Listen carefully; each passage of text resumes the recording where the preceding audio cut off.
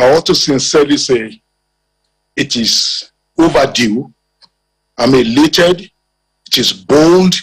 And it's done in the interest of the unity of this nation. It's overdue. For the first time in over 10 years in political space, I find our governors jettison partisanship, put the issue of nation building and development at the forefront of their meeting. I'm impressed. It is now for the president and our brothers from the north too, we are from the north, to see beyond partisanship, to see beyond ethnicity, religion, and adopt this process, this procedure that will be laid down. The other governors are calling on the president to speak to Nigerians because they feel as the leader of the nation, when the nation is in crisis, the leader rises to the occasion. His words bring succor. His word brings direction. His words speak to certain situations that ordinarily would not react to any other person. Garba Shehu is not the president of Nigeria. We're tired of hearing Garba Shehu. In situations like this, the president rises and speaks. COVID, just on COVID, the president of Kenya speaks monthly to the people of Kenya. Just on COVID. So the governors are saying, hey, we have come to realize that criminals mixed with the headers cause trouble in our states. A lot of effort has been made to make the federal government take certain decisive action earlier than this. But federal government failed. I watched the government of Akwa Ibom lamenting how they caught some people with guns. The police released them. The president must come to terms with one reality. He is the president of Nigeria. What got me so excited again is that whatever we do as constitutional amendment will still go through the state. 2/3 of the states of the federation must adopt that position because before it becomes, a law that can be seen as being worthy of being sent into the president for assent. So I'm happy that governors are seeing, coming from this position, coming as a team, as a unit, to say security is beyond pettiness and partisanship. On the issue of the economy that you raised, sharing formula, what have you, is part of restructuring. I've said it on this forum several times. Which federation have you found in the world where people gather to share revenue monthly? Each state come to share. No. Part of the reason why we have this insecurity is because the center has so much. People come from outside Nigeria. People who are not Nigerians. I make bold to say a lot of these criminals are people who come due into Nigeria as they have come out of the crisis in these higher regions of Africa. So they have a free border because people assume or have come to one condition that Abuja, money in Abuja is free money. Until states begin to generate their resources and take care of their issue. Canada, like I use example, Canada does not share money every month to federation units. The oil license in Canada is given by the state. Federal tax them. The idea of everybody sitting in Abuja, sum up the whole thing, and now give peanuts to the other units cannot take out of the doldrum. The center must be made. Yeah. So carry issues is able to carry. There are certain responsibility that should not be in the hand of center. Like the senior advocate was sharing with us a few minutes ago. How do you go to Abuja for certain licenses from Lagos? How does Abuja know about those tendencies that operate in Lagos?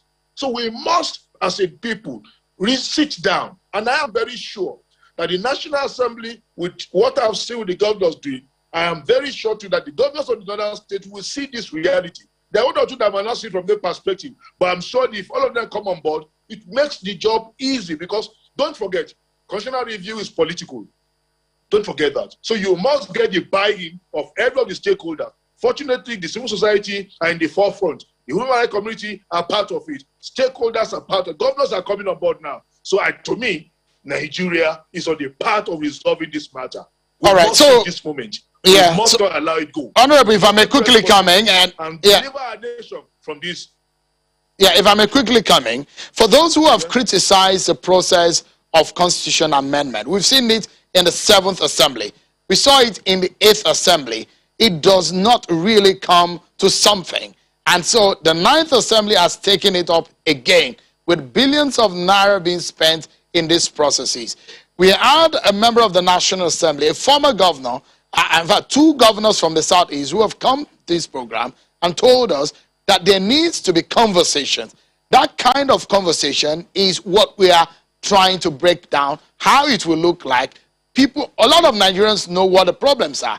They know how to go about it, but specifically how we can tackle it. For example, a former governor said we need a conference, a dialogue of ethnic nationalities to replace our constitution. That constitutional amendment, they say, is not the way to go. How do you react to that? I agree largely to some extent. I agree with the former governor. I've been privileged to be part of constitutional amendment for like 6-7 years now. And I've observed that, one, the work that we do, in as much as we had literals of, proposals and papers that are presented to us, when it gets to the state assemblies, it does not get the adequate scrutiny and attention it deserves.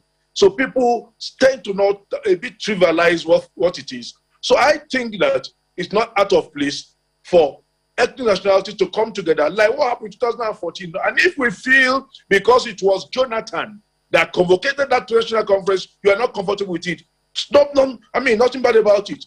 But ideally, I would have said that we pick that document, should have come to the National Assembly review it, and send it for state.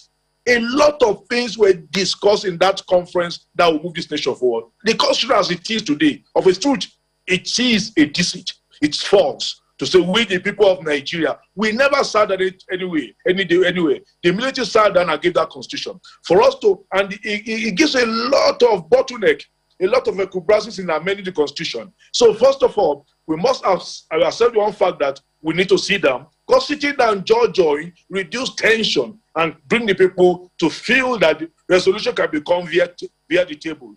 There has never been a good war, not a bad peace. There has never been a war that is not ended on the table. So I agree that there is need for convocation of a meeting. And we must not shy away from this fact. The president must realize that the nation Nigeria has lost those pillars that brought us together. In the last 5 years, under him, he has allowed these tendencies to fall apart the more by not acting on time. And it will not be in his own good if he wait and continue this thing, allow this thing to degenerate to a point that we cannot help ourselves. What you saw in Asaba is the sign that the governors come to realize that if we do not need this in the board, we might not have a country again. All right. So that we need such meetings. We need such meetings to give legitimacy to whatever we decide in National Assembly. So when we get to the state assemblies, the state assembly will realize that this thing came from the people. It came from your community. It was the idea of your people that was brought to National Assembly and put into law for you to endorse. I think that's not a bad idea.